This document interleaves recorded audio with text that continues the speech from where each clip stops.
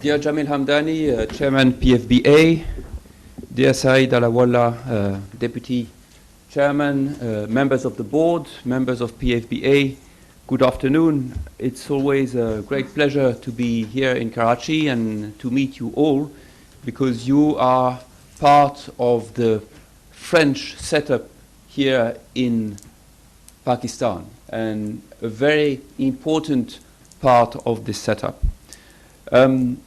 I'd like, first of all, to welcome the latest board report that I've read 1 month ago, and with a number of important suggestions trying to give more impetus, more momentum to PFBA, and these recommendations are very welcome.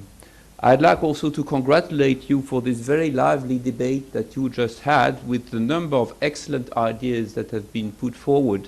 And I'm sure that due to this intellectual activity that you have developed, to this creativity, PFBA will enter a new phase.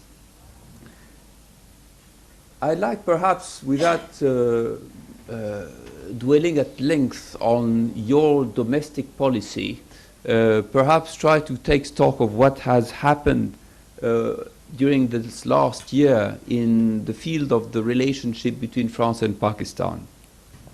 So we had two important visits at political level. Our Director General for Asia came here, but more important, of course, is the Foreign Secretary, Secrétaire Général, General Secretary of our ministry, who came here for the yearly political consultations. What is important and what happened during this meeting is that the atmosphere was extremely positive, but also that the Pakistani side proposed a roadmap for developing further our relationship. This roadmap has quite an important economic, trade and investment chapter, and I think this is most welcome. We haven't completely agreed on the roadmap, but it's on its way, and I'm sure that in the coming weeks this roadmap will be signed and we'll be able to share it with you, because I'm sure that you will be in a position to help the implementation of this roadmap. Another important thing, but just to put things into perspective, we can be happy that the Foreign Secretary of our ministry came here.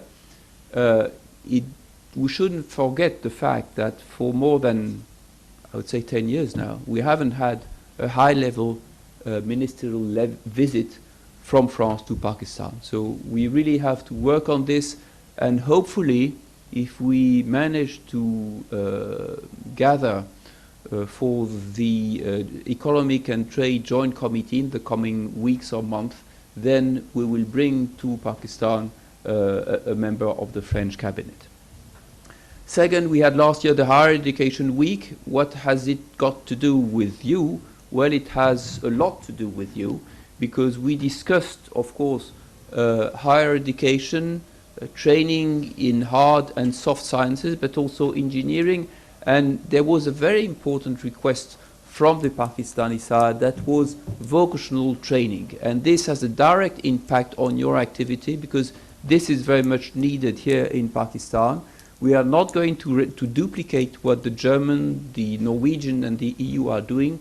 We are going for a different type of vocational training. For those who know the French system, it's what we call University Institute of Technology, that gives a degree that's not exactly an engineer degree. It's a little bit lower, but it's higher than the average vocational training that is given. So this is going to be implemented. The Director General of the network of Institute of Technology in France came to Pakistan. I think that we are going to implement this plan.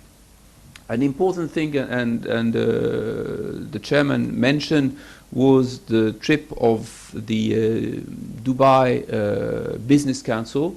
This followed a visit that we paid last year to Dubai with Philippe Fouet, because we had the idea that since we have lots of French companies in Dubai, since there are lots of Pakistani business people in Dubai, and Dubai is closed from Karachi, why don't we try to attract this business from Dubai to Pakistan? It worked, and They will come back. So they came, as you said, Mr. Chairman, and they will come back in November, hopefully.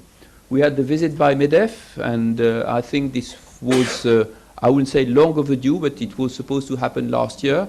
We are happy they managed to come. It was the largest ever French business delegation to Pakistan, 35 members, more than 25 companies. So I think we can be happy about this visit.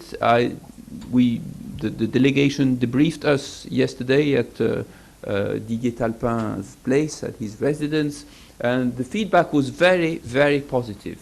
It was very positive because they had the feeling that really Pakistan opened their arms to them, because the Prime Minister received them, the President received them, they were given the opportunity to interact with ministers, with chief ministers, and of course with the business people here in Pakistan. So the impression was very positive. On the content, I would say that the message they got from the Prime Minister was very well taken, and they especially noticed that Prime Minister pointed out two main problems that he wants to address here in Pakistan, which is corruption and red tape. And for them, for the business, the ease of doing business in Pakistan, this is absolutely vital. They were also very satisfied by the various meetings they had with PFBA, with other associations, and I think this gave the opportunity to have business-to-business contact, and hopefully this will be translated